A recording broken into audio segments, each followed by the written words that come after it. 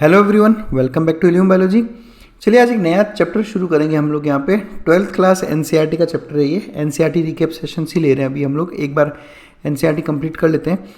12th class का 8th chapter, और chapter का नाम है ह्यूमन हेल्थ एंड डिजीज़, जिसका आज हम लोग फर्स्ट सेशन यहाँ पर लेंगे। और आज हम लोग एक बहुत जनरल टॉपिक की बात करेंगे जिसका नाम है हेल्थ। एनसीईआरटी ने इसके बारे में क्या क्या लिखा है और क्या कंसेप्ट है वो सब अभी हमें यहाँ पर दिखने। तो चलिए शुरुआत करते हैं हम लोग। सबसे पहला क्वेश्चन ये है कि what is health. Basically health आप कहते किसको? जनरली जब आप किसी को क्वेश्चन पूछते हो ना कि आप हेल्दी हो क्या, तो कहते हैं हाँ मैं हेल्दी हूँ, मुझे कोई बीमारी नहीं है। तो जनरली हेल्थ का मतलब लोग बस इतना समझते हैं कि कोई बीमारी नहीं होना एक हेल्थ की ये डेफिनेशन समझते हैं ऐसा, पर ऐसा नहीं है। Health does not simply mean absence of disease या फिजिकल फिटनेस। आप सुबह सुबह जॉगिंग पे जा रहे हो या आप जिम पे जाते हो और आप फिजिकली फिट हो, तो केवल फिजिकल फिटनेस या कोई बीमारी नहीं होना हेल्थ नहीं होता। ठीक है, जब भी आप हेल्थ की बात करोगे तो आपको 3 अलग अलग कंपोनेंट्स की बात करनी होगी। कौन कौन सी? एक तो आपकी फिजिकल हेल्थ यानी आपकी फिजिकल फिटनेस, दूसरा आपकी मेंटल हेल्थ यानी आपकी मानसिक जो स्वास्थ्य है उसकी बात करेंगे हम। आपको किसी तरह का स्ट्रेस नहीं होना चाहिए, आप किसी तरह के डिप्रेशन में नहीं हो, या छोटी छोटी बातों पर अगर आप गुस्सा करते हो, तो ये सब आपके मेंटल हेल्थ से रिलेटेड है। और उसके अलावा सोशल वेलबींग, कि आप कितना लोगों के साथ या सोसाइटी में कितना घुल मिल के रहते हो। अब आप समझो आप फिजिकली बिल्कुल फिट हो, आपको किसी तरह का कोई स्ट्रेस नहीं है, लेकिन आप लोगों से मिलने में डरते हो या लोगों से बात करने में डरते हो, खुद अकेले अकेले रहते हो, है ना। और तो ये सब चीज़ें भी ये सोशल जो है ना, ये सोशल फैक्टर बहुत इंपॉर्टेंट फैक्टर है। और आज के टाइम में सबसे ज़्यादा कोई किसी फैक्टर को नेगलेक्ट किया जा रहा है तो वो सोशल और मेंटल को सबसे ज़्यादा नेगलेक्ट कर रहे हैं लोग आज के टाइम पे, मेंटल हेल्थ को। ये मैं बहुत लोगों को जानता हूँ जो रोज़ जिम जा रहे हैं, जॉगिंग कर रहे हैं, वॉकिंग कर रहे हैं, एक्सरसाइज कर रहे हैं, लेकिन they are mentally not okay, है ना। बहुत जल्दी छोटी छोटी बातों पे वो चिढ़ जाते हैं, ज़रा सा उनका कुछ काम नहीं हो पाया तो भड़क जाते हैं, एंग्जाइटी है ना। उसके अलावा स्ट्रेस्ड आउट है बहुत ज़्यादा। ये जो टर्म है ना स्ट्रेस, आज के टाइम पे आप मान के चलो काफ़ी लोगों को, इवन आप स्टूडेंट्स को ही देख लो।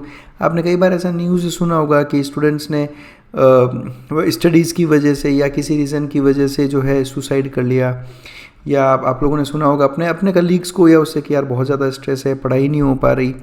तो ये सब चीज़ें आपकी हेल्थ को अफेक्ट करती है। तो 3 चीज़ों की बात होगी। जब भी आप हेल्थ की बात करोगे तब आप कहते हो कि health is defined as a state of complete physical, पहला फिजिकल हेल्थ होनी ज़रूरी है, मेंटल हेल्थ होनी ज़रूरी है और सोशल वेलबींग होना ज़रूरी है। अभी आज के टाइम में आप लोग सोशल मीडिया यानी फेसबुक और इंस्टाग्राम पे आपने करीब 1000 फॉलोअर्स, 1000 फ्रेंड्स बना रखे हैं, है ना। लेकिन जब भी आपको किसी एक सच्चे दोस्त की ज़रूरत पड़ती है तो वो आपको FB और इंस्टा पे नहीं मिलते। आप समझो ना मैं क्या कह रहा हूँ, कि हम लोग मैक्सिमम टाइम अपना सोशल मीडिया पर ही निकाल रहे हैं। भाई सोशल मीडिया को हम लोग प्रायोरिटी दे रहे हैं, लेकिन सोशल वेलबींग को हम प्रायोरिटी नहीं दे रहे। हमें ये नहीं पता कि हमारा पड़ोसी किस मुसीबत में है, या हमें ये नहीं पता कि हमारे पड़ोस में कौन रह रहा है, लेकिन हमें ये पता है कि आज सोशल मीडिया पे किसी सेलिब्रिटी ने क्या किया, किसी मिनिस्टर ने क्या किया। आप समझ लो, तो ये तीनों चीज़ें बहुत ज़्यादा ज़रूरी है, तभी आप जो है एक आप फिट माने जाओगे या आप हेल्दी माने जाओगे। और ये तीनों चीज़ें आपस में रिलेटेड है। रिलेटेड कैसे? देखो, अगर आप अकेले अकेले रहते हो या सोशल वेलबींग आपका अच्छा नहीं है, आप ज़्यादा लोगों से खुल के बात नहीं कर पाते, कतराते हो लोगों से मिलने में, आप सोचते हो कि यार सामने वाले से बात करूं, तो आपको एक अंदर से डर सा है, अकेले अकेले रहते हो, तो इन सब चीज़ों से कहीं ना कहीं से आप स्ट्रेस्ड आउट होते हो। और जब आप स्ट्रेस्ड आउट होते हो तो ये आपकी फिजिकल फिटनेस पे भी जो है अफेक्ट करती है। ये जो स्ट्रेस एक ऐसा फैक्टर है, आपने सुना होगा, आप जब आगे चल के जब बीमारियों की स्टडी करोगे, आप MBBS करोगे, अलग अलग बीमारियां पढ़ोगे, तो देखना आपको काफ़ी बीमारियों में ऐसा पढ़ने को मिलेगा, जैसे डायबिटीज़ मेलाइटिस की बात कर लो, या हाइपरटेंशन की बात कर लो, या थायराइड डिसऑर्डर्स की बात कर लो। सब में आपको एक फैक्टर कॉमन देखने को मिलेगा, और वो है मेंटल स्ट्रेस, कि कहीं ना कहीं स्ट्रेस भी कारण है इन सब बीमारियों का। क्लियर? क्योंकि स्ट्रेस जो है ना आपकी पूरी की पूरी बॉडी को के ऊपर जो है अफेक्ट या प्रभाव डालती है। When people are healthy they are more efficient at work. भाई ये जब हम हेल्दी की बात करें, हमने तीनों कंपोनेंट शामिल कर लिए। अगर आप हेल्दी हो तो आप बहुत अच्छे एफिशिएंटली आप काम कर पाओगे, आपका काम में हमेशा मन लगा रहेगा। अब आप खुद सोचें, जैसे मैं किसी इंडिविजुअल की बात करता हूँ, जैसे इंडिविजुअल मैं बात कर लेता हूँ, इंडिविजुअल ए है, सुबह 9 बजे ऑफिस आता है और ऑफिस आते ही बस गुस्सा चालू, चिड़चिड़ापन चालू, कभी इससे झगड़ रहा है कभी उससे झगड़ रहा है, तो वो अपनी एफिशिएंसी वर्क पे दिखा ही नहीं सकता, क्योंकि वो मेंटली हेल्दी नहीं है। कोई ना कोई दिक्कत उसको ज़रूर है मेंटली, जो उसको परेशान कर रही है, जिसकी वजह से वो वर्क में परफॉर्म नहीं कर पा रहा। ठीक है, तो आपको हेल्दी होने के बहुत फ़ायदे हैं। ठीक है, जिसमें सबसे पहला फ़ायदा एफिशिएंसी एट वर्क। उसके अलावा जितना आप एफिशिएंटली काम करोगे, इससे आपकी प्रोडक्टिविटी बढ़ेगी। प्रोडक्टिविटी अगर आपकी बढ़ेगी, आप वर्क पे एफिशिएंटली काम कर रहे हो, तो आपको इकोनॉमिक प्रॉस्पेरिटी भी आएगी। इकोनॉमिक प्रॉस्पेरिटी मतलब in the terms of monetary, मतलब कि आपको आप अच्छा पैसा कमा पाओगे, है ना। तो ये सब चीज़ें कहीं ना कहीं जुड़ी हुई हैं। आप जितना अच्छा काम करोगे प्रोडक्टिविटी बढ़ेगी, प्रोडक्टिविटी बढ़ाओगे तो उतना अच्छा पैसा कमाओगे आप। ठीक है, और अगर आप स्ट्रेस्ड आउट हो, काम नहीं कर पा रहे हो, प्रोडक्टिविटी नहीं दोगे और जॉब में हो, तो कल को आपका बॉस आपको लात मार के निकाल देगा, क्योंकि आप अपना उस वर्क में 100% एफिशिएंसी दे ही नहीं पा रहे। तो इसलिए मेंटल हेल्थ भी उतनी ही ज़रूरी है जितनी फिजिकल हेल्थ होती है। एंड सबसे plus point, health increases longevity of people. अभी आपने बहुत सुना होगा, ये काफ़ी कॉमन हो गया है कि एक 17 साल का लड़का, अभी की बात कर लो आप, ये जो भी डांडिया चल रहा था महाराष्ट्र गुजरात में, ऐसे कई न्यूज़ सुनी कि 17 साल का लड़का, 18 साल की लड़की डांडिया खेलते खेलते एकदम से उसकी डेथ हो गई, कार्डियक अरेस्ट हुआ और वो ख़त्म हो गई। तो ये सब चीज़ें कहीं ना कहीं जुड़ी हुई है। तो हेल्थ से आपकी जो है लॉन्गेविटी बढ़ती है, आपकी लाइफ जो है बढ़ती है ना, एक हेल्दी होने से। और आज के टाइम में सबसे ज़्यादा जो लोग मेंटली इल हैं, आप देखो उनको, आपको देखने से वो बिल्कुल फिट लगते हैं, लेकिन अंदर ही अंदर कहीं ना कहीं वो दिक्कत रहती है। और ऐसे ही केसेस में आपको ज़्यादा चांसेस रहते हैं इस तरह की, जो कहते हैं ना कि एकदम से उसकी डेथ हो गई या ऐसा। तो वो इसमें मेनली मेंटल हेल्थ आपका बहुत बड़ा रोल प्ले करता है। और बहुत से लोग इस बात को इग्नोर भी करते हैं। जैसे अगर आप उसको कहोगे कि भाई देखो तुम आजकल थोड़ा ज़्यादा ही मेंटली वो हो रहे हो, तो why don't you go to a psychologist और अपने आप को वहाँ सर से बात करो, काउंसलिंग करवाओ अपनी। तो वो अगर आप उनको इस तरह का सजेशन भी देते हो तो वो उसको मानने को तैयार नहीं होते। वो ये कहते हैं कि नहीं नहीं, मुझे तो कोई दिक्कत ही नहीं है ना, क्योंकि लोगों ने मेंटल हेल्थ को बहुत इग्नोर कर रखा है अभी। तो आज के टाइम में बहुत ज़रूरी है कि लोग मेंटल हेल्थ को जो है प्रायोरिटी दें। जितना आप फिजिकल फिटनेस को प्रायोरिटी दे रहे हो, आप 3 घंटा जिम में जाते हो, ठीक है, लोगों को मैंने देखा है 3-3, 4-4 घंटा जिम मार रहे हैं, सुबह 5 बजे उठ के दौड़ रहे हैं, भाग रहे हैं, लेकिन मेंटली बिल्कुल ही वो अपना जो है मेंटल फिटनेस पे बिल्कुल ही काम नहीं कर रहे। ठीक है, अच्छी हेल्थ होगी तो इन्फेंट मॉर्टेलिटी और मैटरनल मॉर्टेलिटी दोनों ही जो है और ज़्यादा रिड्यूस होगी। इन्फेंट मॉर्टेलिटी आपको पता है, इन्फेंट किसको कहते हैं? 1 साल से जो छोटे बच्चे होते हैं ना, उनको इन्फेंट कहा जाता है। Maternal is mother. आपने कई बार सुना होगा ना कि प्रेगनेंसी में डिलीवरी के वक्त कुछ कॉम्प्लिकेशन हुआ जिसकी वजह से मदर की डेथ हो गई या इन्फेंट की डेथ हो गई। क्यों? क्योंकि कहीं ना कहीं हेल्थ जो है कॉम्प्रोमाइज़ की जा रही है। ये बहुत कॉमन हो गया। आप देखना आज के टाइम पे आपने भी बहुत सी जगह अपने परिवार में, रिश्तों में सुना होगा कि प्रेगनेंसी हुई और प्रेगनेंसी होते उसको डायबिटीज़ हुआ। ठीक है, स्ट्रेस इंड्यूस्ड। हालांकि केवल स्ट्रेस इसका फैक्टर नहीं है, मैं ऐसा नहीं कह रहा, लेकिन कहीं ना कहीं स्ट्रेस इसमें बहुत बड़ा रोल प्ले करता है। क्योंकि स्ट्रेस से क्या होता है, स्ट्रेस से जो आपकी बॉडी के जो हार्मोन्स है, वो हार्मोन्स का सीक्रेशन जो है वो हैम्पर्ड रहता है। ठीक है, उसका लेवल हैम्पर्ड रहता है, उसकी वजह से कहीं ना कहीं कॉम्प्लिकेशंस आने ही आने हैं। तो इसलिए ज़रूरी है हेल्थ। अब सवाल आता है कि सर हाउ, हम कैसे अच्छी हेल्थ अचीव करें? तो जैसे मैंने कहा कि अच्छी हेल्थ अचीव करना है तो आपको 3 चीज़ों पे काम करना पड़ेगा। एक आपके फिजिकल फिटनेस पे, एक आपके मेंटल हेल्थ पे, और दूसरा आपके सोशल हेल्थ पे। बाहर निकलो, लोगों से मिलो। संडे है तो दिन भर घर पे नहीं रहो। आपने देखा होगा ऐसा कि बहुत से लोग संडे मतलब घर से बाहर ही नहीं निकलते। ठीक है, उनको वो लगता है कि संडे मतलब आज ऑफिस नहीं जाना, स्कूल नहीं जाना, कुछ नहीं जाना, घर पे सोते रहो, टीवी देखते रहो, सोशल मीडिया चलाते रहो। ऐसा नहीं होगा, आपको बाहर निकलना होगा, अपने दोस्तों से मिलते रहो, पड़ोसियों से मिलते रहो। इसी से आपको जो है ना हेल्थ इम्प्रूव होगी। तो हाउ टू अचीव हेल्थ, वैसे तो ये बहुत बड़ा टॉपिक है यूँ देखा जाए तो, पर हम एनसीईआरटी लेवल तक की अगर हम बात करें तो इसमें हम लोग देखो सबसे पहले तो बैलेंस्ड डाइट बहुत ज़्यादा ज़रूरी है, सबसे ज़्यादा ज़रूरी है बैलेंस्ड डाइट। और ये अभी भी सबसे ज़्यादा इग्नोर्ड चीज़ है, ये अभी भी सबसे ज़्यादा इग्नोर्ड चीज़ है।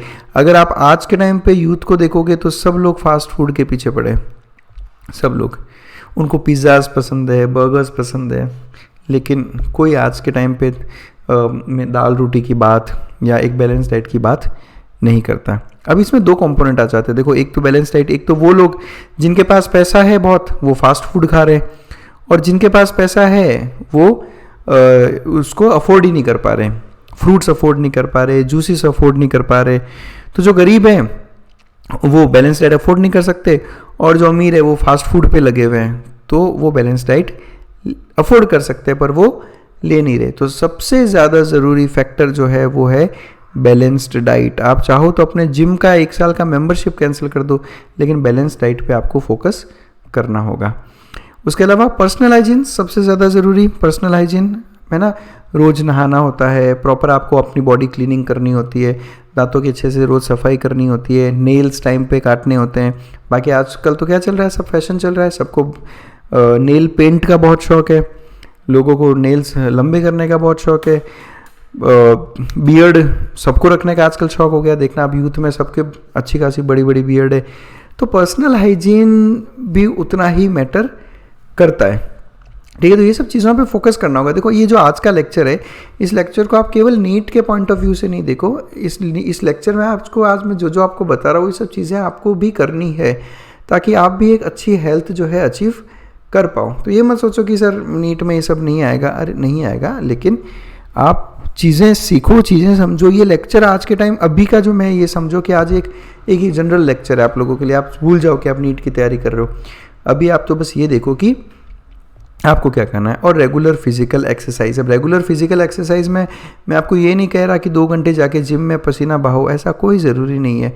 आप सुबह जल्दी उठें टाइम पे, ठीक है, और घर पे ही तो आप चाहें तो नॉर्मल जो एक्सरसाइजेज होती है वो भी अगर आप घर पे करेंगे तो भी वो बहुत है ना। ऐसा कोई ज़रूरी नहीं है कि जिम में जा के आपको बड़े बड़े टायर उठाने हैं। अभी आप देखते हो लोग जिम में जाके क्या करते हैं, बड़े बड़े टायर्स उठा रहे हैं या हैवी वेट उठा रहे हैं 50 किलो। भाई वो सब नहीं भी करोगे ना तो भी ज़रूरी नहीं है। आप रेगुलर फिजिकल एक्सरसाइज करें, अच्छा योगा प्रैक्टिस करते रहें, ठीक है, अच्छी, ठीक है, और अच्छी शुद्ध सुबह सुबह अच्छी हवा में निकलें, पार्क में जाएं।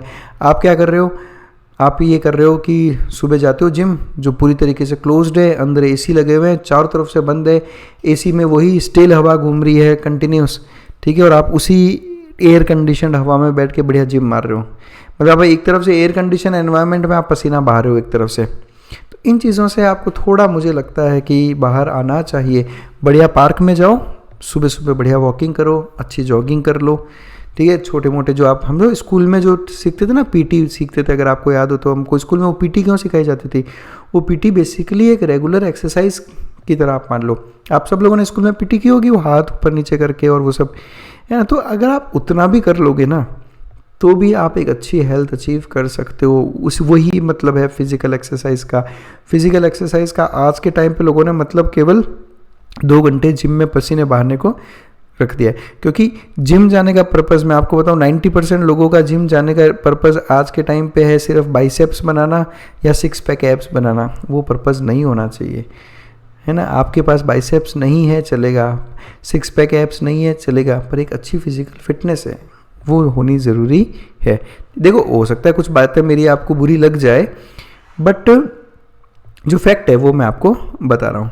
तो एनसीईआरटी कहती है कि बैलेंस्ड डाइट, उसके अलावा personal hygiene, regular exercises are very important to maintain good health. और कई सालों से योगा को जो है प्रैक्टिस किया जा रहा है to achieve both physical and mental health. अब ये देखो आप फिजिकल और मेंटल हेल्थ, मैं आपको बताऊं, आप देखना, मैं आपको कंपेयर करो। आप एक तरफ आप जिम जा रहे हो और 2 घंटे बढ़िया आपने शानदार एक्सरसाइज कर लिया, ऐसा दबा के वेट उठा लिए, टायर उठा के फेंक दिए, सब कर लिया। और एक आप सुबह सुबह पार्क में जाओ अपने दोस्तों के साथ, और दोस्त के साथ फ्रेंड हो गया, आपका कोई रिलेटिव हो गया, भाई बहन जो भी है, उसके साथ आपने 1 घंटा ही सही 1 घंटा आपने जॉगिंग की, वॉकिंग की, ठीक है, कानों में हेडफोन्स डाल के नहीं, ऐसा थोड़ी कि गाने सुनते सुनते आप दौड़ रहे हो, नहीं, किसी के साथ जाओ, बढ़िया बातें करते रहो, हंसो, है ना, चीज़ें शेयर करो, उससे फ़ायदा क्या होगा। ये जो 2 घंटे की जिम है ये आपको फिजिकल हेल्थ तो दे रही है, 6 पैक एब्स दे रही है, बाइसेप्स दे रही है, और ठीक है फिजिकल हेल्थ भी दे रही है, मेंटल हेल्थ का क्या, मेंटल हेल्थ का क्या।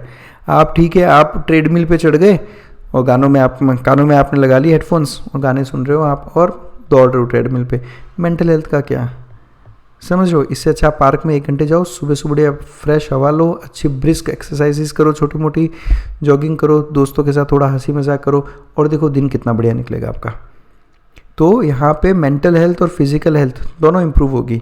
योगा एक ऐसी चीज़ है जो आपकी फिजिकल हेल्थ के साथ साथ आपके मेंटल हेल्थ को भी बहुत अच्छे लेवल पे इंप्रूव करता है। तो मेरा आप सबको सजेशन है कि आपकी एज चाहे कोई भी हो, आप आज से ही योगा प्रैक्टिस शुरू करो, चाहे आप स्टूडेंट हो, चाहे आप कोई प्रोफेशनल हो, कोई भी हो, आप योगा प्रैक्टिस करें और देखें किस तरह से इस योगा से, अगर आप स्टूडेंट हो तो आपको स्टडीज़ में, अगर आप कोई प्रोफेशनल हो तो आपको अपने प्रोफेशन में, या आप जो भी हो, आपको देखो आपकी जो है हेल्थ के साथ साथ आपको हर चीज़ में बहुत अच्छा लगेगा। स्टूडेंट्स के लिए बहुत ज़रूरी है योगा। अगर स्टूडेंट्स प्रॉपर योगा करते हैं तो उनका लर्निंग कैपेबिलिटी भी अच्छा खासा इम्प्रूव होता है, because it's all about meditation. Yoga में अगर आपको पता हो तो मेडिटेशन नाम का भी एक एक्सरसाइज होता है। मेडिटेशन से आपका फोकस, आपका कंसंट्रेशन कई लेवल तक इंक्रीज होता है, कई लेवल तक। तो ये बहुत ज़रूरी है। चाहे आप दिन के 10 मिनट ही करो, पर एक बढ़िया मेडिटेशन प्रैक्टिस करो आप, और देखो आपका फिजिकल और मेंटल हेल्थ दोनों कितना इम्प्रूव होता है। तो yes, it is very important. और आगे बढ़ते हैं हम लोग। सबसे ज़रूरी है एक अच्छी हेल्थ अचीव करने के लिए कि आपको अवेयरनेस बढ़ानी होगी। जो जैसे आज काफ़ी चीज़ें मुझे पता है, तो मैं इस वीडियो के ज़रिए एक तरह से अवेयरनेस ही बढ़ा रहा हूँ कि भाई स्टूडेंट्स को क्या क्या करना चाहिए।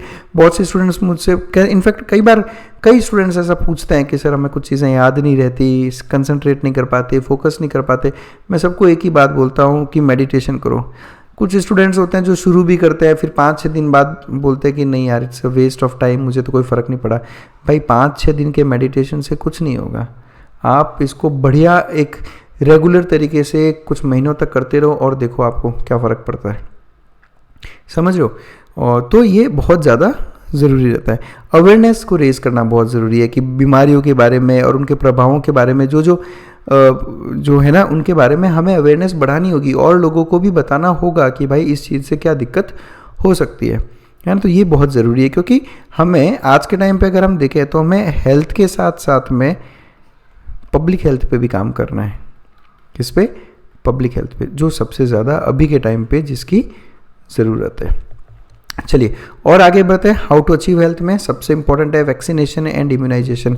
आपने देखा होगा गवर्नमेंट हॉस्पिटल्स में आप कई बार जाते हो तो इस तरह के पोस्टर्स लगे होते हैं कि बच्चे को BCG का टीका लगवाएं, बच्चे को ये टीका लगवाएं, वो टीका लगवाएं। और आपकी जनरेशन ने तो सबसे ज़्यादा देखा होगा कोविड-19 के बारे में कि कोविड-19 का जितना जल्दी हो उसके टीका लगवाएं। तो इम्यूनाइजेशन बहुत ज़रूरी है।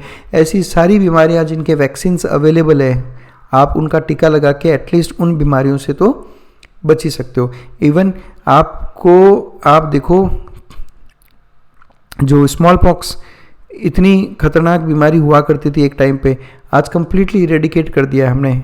इतने मास लेवल पे गवर्नमेंट ने इनका वैक्सीनेशन करवाया है। सिमिलरली पोलियो भी अगर आप देखोगे तो कुछ टाइम में अब ऐसा होगा कि आपको पोलियो के केसेस मिलने बंद हो जाएंगे। क्यों? क्योंकि वैक्सीनेशन का जो स्कीम चलाया गया था, प्रोग्राम चलाया गया था, अच्छे खासे लेवल पे किया गया था। तो वैक्सीनेशन और इम्यूनाइजेशन, और वैक्सीनेशन में मैं आपको, जैसा मैंने एक और वीडियो में आप बताया था कि मैं जितने भी मेरे फीमेल स्टूडेंट्स हैं उन सबको मैं कहूँगा कि आप आज ही जाकर सर्वाइकल कैंसर का वैक्सीन लगवाएं। ठीक है, सर्वाइकल कैंसर एक बहुत कॉमन कैंसर है अभी के टाइम पे फीमेल में।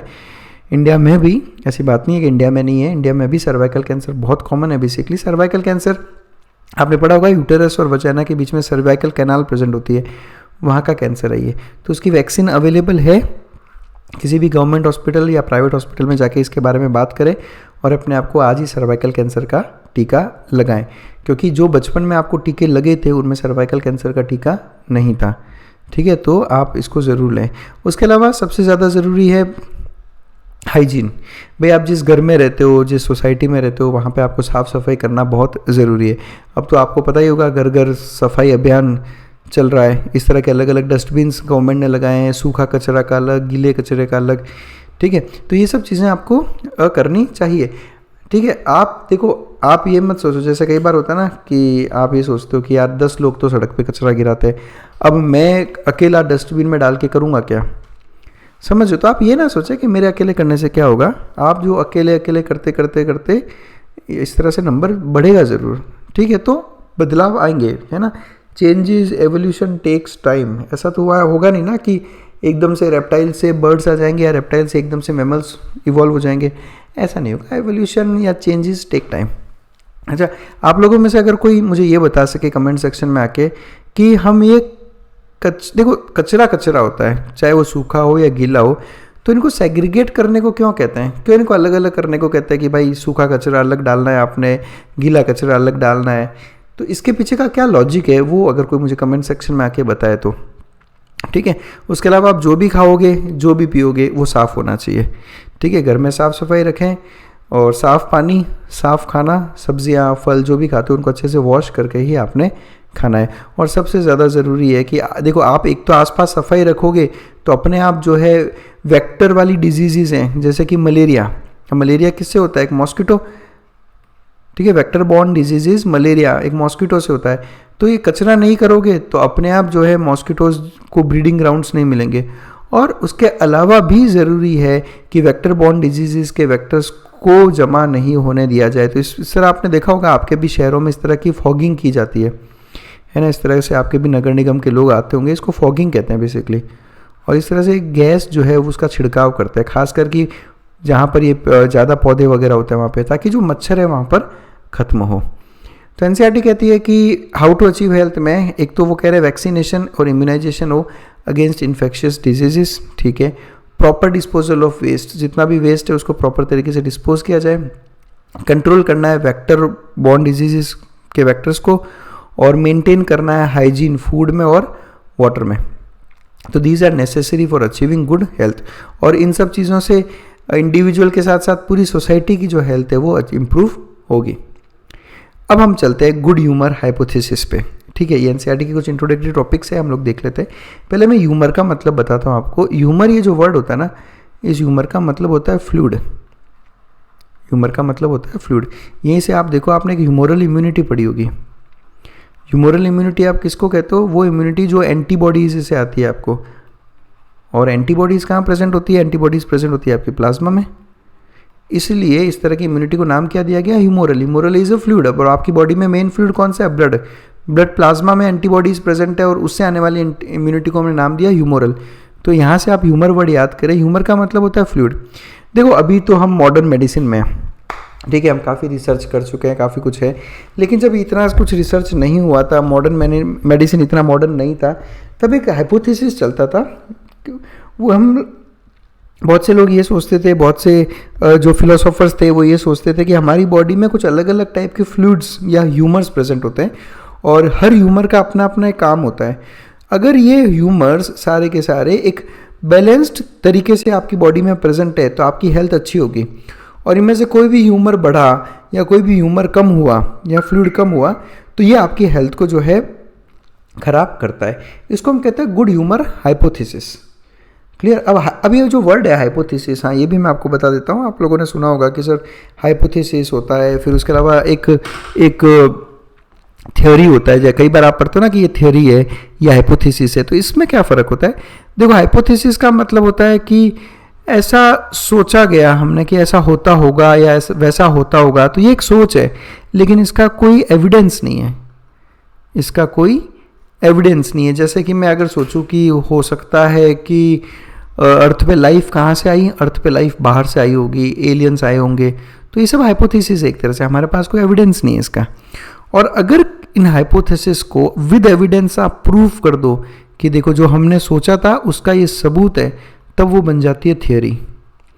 तब आप उसको क्या कहते हो, थियोरी। तो आपसे आप जब भी पढ़ोगे तो ये वर्ड्स पे ध्यान देना कि कौन सी हाइपोथेसिस है और कौन सी एक प्रूवन थियोरी, ठीक है। तो ये चीज़ें आपको ध्यान रखनी है। तो गुड ह्यूमर हाइपोथेसिस क्या कहता है कि बहुत लंबे टाइम तक ये सोचा गया था कि हेल्थ जो है as a state of body and mind where there was a balance of certain humours like blood and back bile. देखो 4 ह्यूमर थे टोटल, एक ब्लड, एक ब्लैक बाइल, बाकी 2 के नाम एनसीईआरटी ने नहीं दिए, जाने दो, आप मत याद करो। कुछ ह्यूमर्स थे बॉडी में, आप तो बस ये याद करो जैसे कि ब्लड और ब्लैक बाइल। एक बात मैं बता दूं, इस बाइल का अभी जो आप बाइल जूस पढ़ते हो ना, उससे कोई लेना देना नहीं है, ये ध्यान रखना आप। वो बाइल जूस अलग है, ये बाइल अलग है, ये दोनों अलग अलग चीज़ें हैं, ठीक है। तो कुछ ह्यूमर्स हुआ करते थे बॉडी में जैसे ब्लड और ब्लैक बाइल। तो पहले ये माना जाता था कि जब इन ह्यूमर्स में, इन फ्लूइड्स में एक बैलेंस रहेगा तब जाकर एक बैलेंस बढ़ेगा बॉडी और माइंड में, जिसको आप हेल्थ कहते हो। ज़रा सा भी इन फ्लूइड्स में दिक्कत आएगी तब आपका जो हेल्थ है वो जो है वो अफेक्ट होगा। हेल्दी पर्सन हमेशा गुड ह्यूमर बनाते हैं, गुड ह्यूमर मतलब गुड फ्लूइड्स का फॉर्मेशन करते हैं।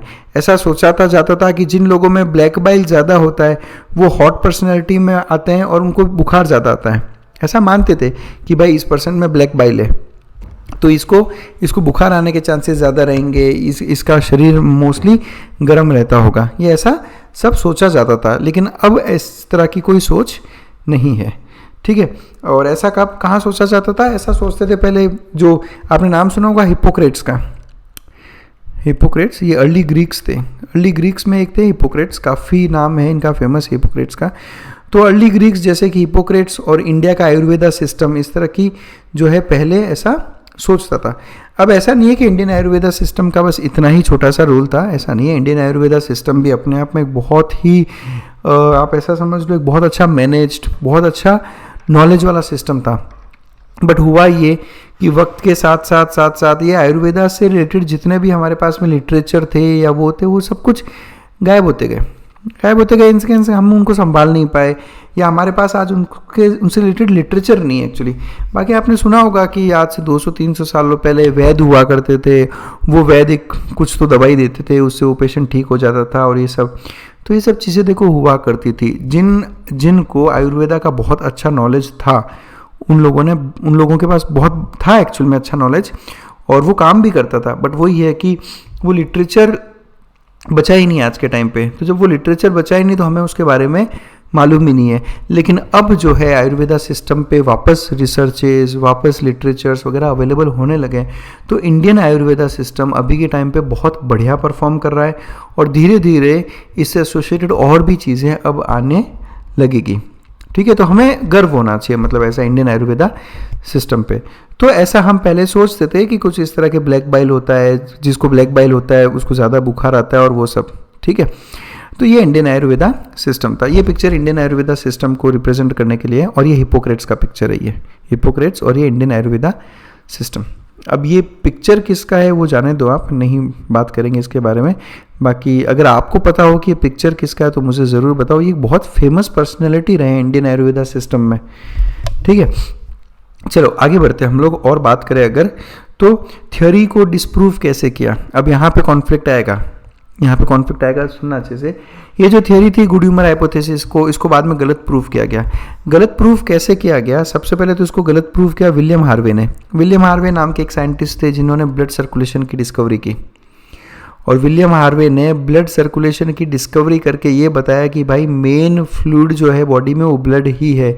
ये जो आप ब्लैक बाइल, येलो बाइल इन सब की बात कर रहे हो, ये सब कुछ जो है एक्चुअल में एग्जिस्ट नहीं करता, ठीक है। अब देखो क्या है कि इन्होंने उनका जो सोच था कि ब्लैक बाइल भी पूरी बॉडी में फ्लो होता रहता है, येलो बाइल भी पूरी बॉडी में फ्लो होता रहता है, पर विलियम हार्वे ने बताया कि नहीं, पूरी बॉडी में सिर्फ और सिर्फ फ्लो होता है ब्लड। तो उससे इसको उन्होंने डिस्प्रूव कर दिया। और इस थ्योरी को बाद में और डिस्प्रूव किया गया जब हमने थर्मामीटर की डिस्कवरी की। जब हमने थर्मामीटर की डिस्कवरी की तो थर्मामीटर की डिस्कवरी से हमने जो लोग जिनको कहा जाता था कि ब्लैक बाइल वाले लोग हैं, उनका टेम्परेचर रिकॉर्ड किया तो वो तो उतना ही आएगा, 37 डिग्री सेंटीग्रेड। सभी ह्यूमन बींग्स का internal body temperature 37 degree centigrade होता है। तो उन्होंने बोला कि नहीं, ऐसा नहीं है कि ब्लैक बाइल वाले लोग हॉट पर्सनैलिटी वाले हैं या उनको ज़्यादा फीवर आएगा। तो उन्होंने टेम्परेचर मेजर करके इस थ्योरी को डिस्प्रूव कर दिया। तो demonstration of normal body temperature in persons with black bile using thermometer की हेल्प से ब्लैक बाइल वाले पर्सन्स में इन्होंने टेम्परेचर रिकॉर्ड करके बताया कि देखो टेम्परेचर सेम है। लेकिन यहाँ पे कॉन्फ्लिक्ट क्या है देखना आप।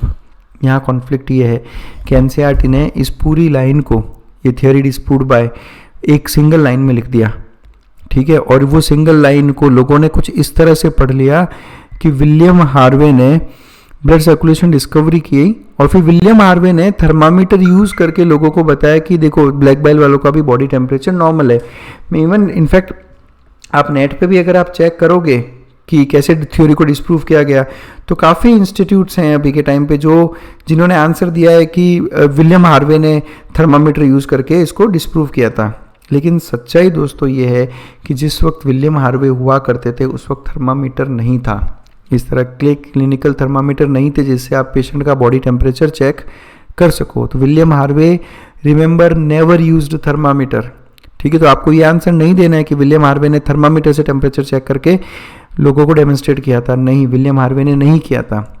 ये बिल्कुल ही अलग अलग चीज़ें हैं। विलियम हार्वे ने ब्लड सर्कुलेशन से डिस्प्रूव किया, और बाद में जब थर्मामीटर की डिस्कवरी हुई तब थर्मामीटर से टेम्परेचर चेक करके इस थ्योरी को डिस्प्रूव किया गया था। But as a fact William Harvey never used any thermometer. तो जितने भी नेट पे आंसर्स चल रहे हैं सब आंसर्स एक तरीके से गलत हैं, समझ रहे हो। तो ये सोच समझ के अपने को देना है। आप चाहे तो नेट पे सर्च कर ले विलियम हार्वे ने थर्मामीटर की डिस्कवरी की थी क्या, या विलियम हार्वे ने कभी थर्मामीटर यूज़ किया भी था क्या, नहीं, समझ हो। तो आंसर्स सोच समझ के आपको देने।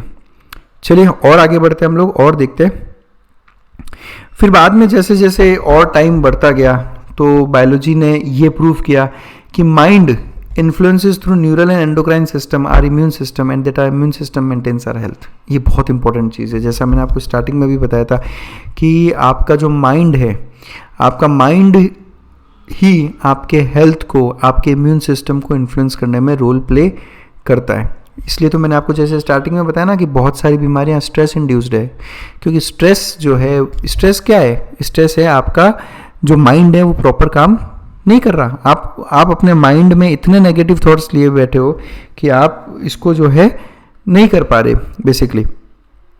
इसलिए जो मैंने आपको कहा कि योगा हेल्प आउट करता है, मेडिटेशन हेल्प आउट करता है। जब आप 10 मिनट भी दिन में मेडिटेशन करते हो तो आप एक तरह से अपने माइंड की हीलिंग करवा रहे हो, ठीक है। मैंने आपको देखो इस लेक्चर के सबसे पहला पिक्चर क्या दिखाया मैंने आपको, ये इस पिक्चर को देखो आप। ये एक ऐसी बॉडी है जिसमें सब कुछ पॉजिटिव है, सब ग्रीन है, ऐसा बॉडी होना चाहिए। जितना आपने अपनी बॉडी में जितना ये रख लिया कि मुझे उसने ये बोला, मुझे वो किया, मेरा ये मेरा वो, उतना ज़्यादा आपका जो है स्ट्रेस बढ़ेगा।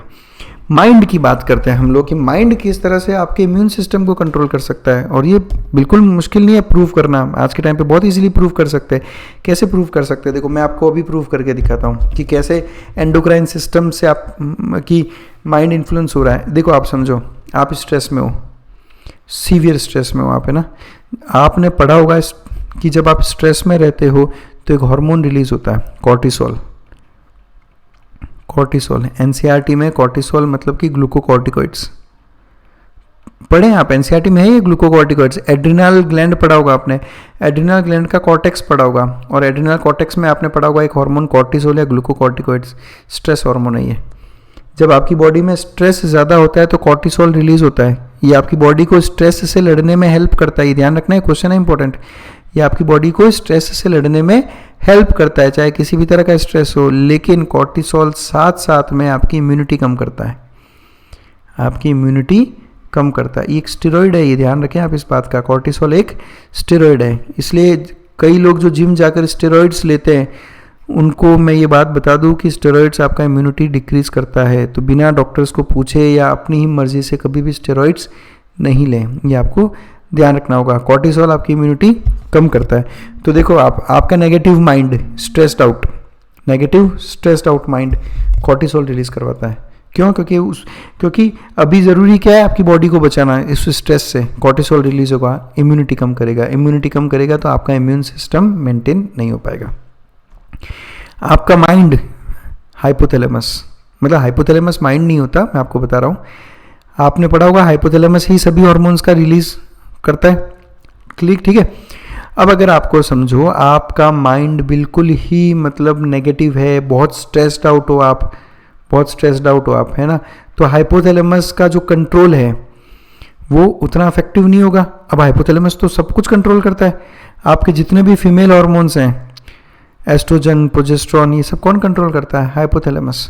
तो जब हाइपोथैलेमस का इनका प्रॉपर कंट्रोल नहीं करेगा, एफएसएच का, एलएच का, एस्ट्रोजन, प्रोजेस्टेरॉन, तो आप देखो आपका सारा जो फीमेल फर्टिलिटी सिस्टम है वो बिगड़ जाएगा। इसलिए आप देखो आज के टाइम पर अगर आप बात करोगे तो एक बहुत बड़ी समस्या है, एक बहुत बड़ी बीमारी है जिसको आप कहते हो इनफर्टिलिटी, यानी इनएबिलिटी टू प्रोड्यूस चिल्ड्रन। और उसमें सबसे पहले आप क्या पढ़ते हो कि इनफर्टिलिटी का सबसे बड़ा रीज़न है स्ट्रेस।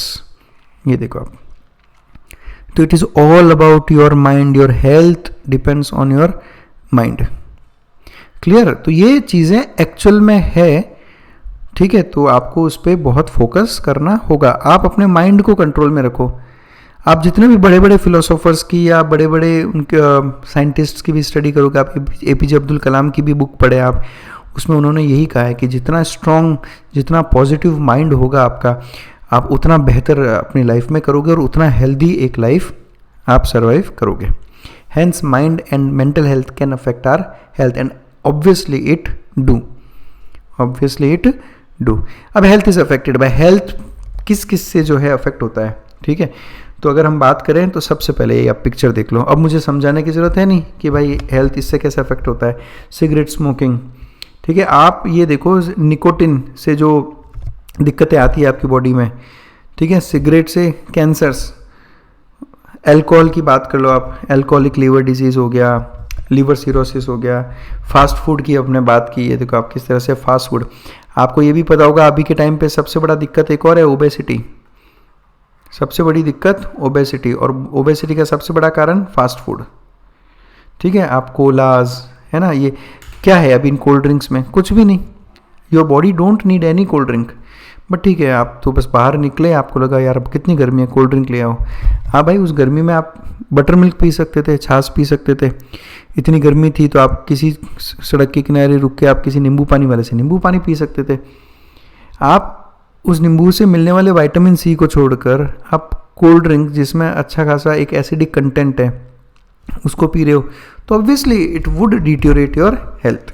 और उसके अलावा एक्सेस कैफीन, कुछ कुछ लोगों को आपने देखा होगा, इनफैक्ट काफ़ी स्टूडेंट्स को भी मैंने देखा ऐसा कि सर रात को नींद आ रही होती है बहुत, लेकिन पढ़ना ज़रूरी होता है, तो हम लोग कैफ़ीन लेते हैं बहुत सारा।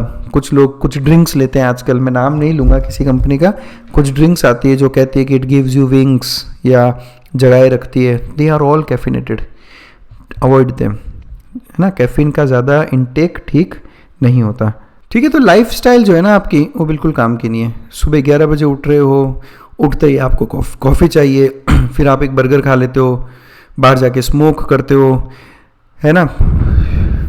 बहुत से स्टूडेंट्स को देखा है मैंने, बहुत से स्टूडेंट्स को इंस्टीट्यूट्स के बाद में क्लास से निकले, लेक्चर था 5-6 घंटे का, यार 5-6 घंटे का लेक्चर लेने के बाद बैठे स्मोक करने। 17 एज, 18 एज, 14 एज है उनकी, लेकिन स्मोकिंग में आ गए बहुत। ये सब चीज़ें हमें बंद करनी होगी अगर आपको एक हेल्दी लाइफ जीना है। तो आपको एक प्रॉपर लाइफ स्टाइल रखना होगा, जिसमें आपको मेन ध्यान रखना होगा आप किस तरह का फूड ले रहे हो, आप किस तरह का वाटर ले रहे हो, रेस्ट कितना कर रहे हो, एक्सरसाइज कितना कर रहे हो, कौन सी गलत आदतें आप में है या कौन सी अच्छी आदतें आप में नहीं है। मतलब हैबिट्स दैट वी हैव, मतलब ऐसी गलत आदतें जो नहीं होनी चाहिए थी पर वो है, और ऐसी अच्छी आदतें जो होनी चाहिए पर वो नहीं है। आपने बहुत से स्टूडेंट को सुना होगा कि यार बहुत स्ट्रेस रहता है इसलिए सिगरेट पीता हूँ मैं। 10 मिनट उस सिगरेट को देने की जगह आप 10 मिनट शांत सी किसी जगह पे जाके लंबी लंबी गहरी गहरी सांसें ले लो और फोकस कर लो। आप देखो आपका स्ट्रेस कैसे दूर होगा। एंड बिलीव मी, सिगरेट से स्ट्रेस दूर नहीं होता, सिगरेट से स्ट्रेस बढ़ जाता है कि यार कैंसर हो गया तो। समझ लो, आप सभी स्ट्रेस भगाने के लिए एक स्ट्रेस सबसे बड़ा ये ले रहे हो कि यार कैंसर हो गया तो क्या होगा। जब से सिगरेट चालू किया मुझे फेफड़ों में दिक्कत होने लगती है, मुझे सांस में दिक्कत आ रही है, कहीं मुझे कैंसर तो नहीं हो जाएगा, कहीं मुझे कैंसर तो नहीं हो जाएगा। यही सबसे बड़ा स्ट्रेस आप ले बैठते हो, ठीक है। उसके अलावा इन्फेक्शंस, आज के टाइम पे आपको पता ही है किस तरह के इन्फेक्शंस, कोविड आया था अभी तो किस तरह से स्प्रेड हुआ था वो, है ना। तो ये जो इन्फेक्शियस डिजीजेज हैं ये काफ़ी बड़ी है आज के टाइम पे। और जेनेटिक डिसऑर्डर्स भी हेल्थ को काफ़ी अफेक्ट करते हैं। तो ये सारे रीजंस थे जो हेल्थ को अफेक्ट करते हैं। तो आई होप आप लोगों को समझ में आया होगा काफ़ी कुछ। और आप इस लेक्चर को नीट के हिसाब से नहीं लेना है आपने, भाई ये लेक्चर मैंने आपको आज दिया है ताकि आप अपने आप में इम्प्रूव करो। आज आप स्टूडेंट्स हो, मैक्सिमम लोग जो ये वीडियो देख रहे हैं आज के टाइम पे ये स्टूडेंट्स हैं 18 से 25 की एज वाले।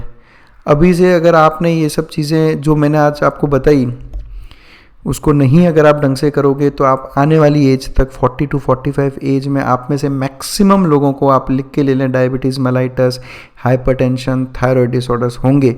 और बिल्कुल गलत नहीं है, आप आज अपने ख़ानदान में या अपने आसपास के लोगों को देख लेना 20-21 की एज में डायबिटीज़, बीपी, थायराइड डिसऑर्डर्स, क्योंकि हम तो पेशेंट्स देखते हैं ना, हमें पता है। ठीक है, 35 की एज में मैं काफ़ी पेशेंट्स को हम पूछते हैं कोई मेडिकल हिस्ट्री के, हाँ सर बीपी है। थायराइड डिसऑर्डर्स तो बहुत कॉमन हो गए आजकल। तो ये सब चीज़ें आपकी बैड लाइफस्टाइल की वजह से। फिर भी अगर आपको किसी तरह का डाउट हो स्टडी रिलेटेड या किसी और तरह का आपको किसी तरह का डाउट हो हेल्थ रिलेटेड, तो भी आप मुझसे कॉन्टैक्ट कर सकते हो, मुझे मेल कर सकते हो या मुझे इंस्टाग्राम पे मैसेज कर सकते हो। तो आई होप आप लोगों को पसंद आया होगा आज का लेक्चर। तो बस that's it, thanks a lot for watching us.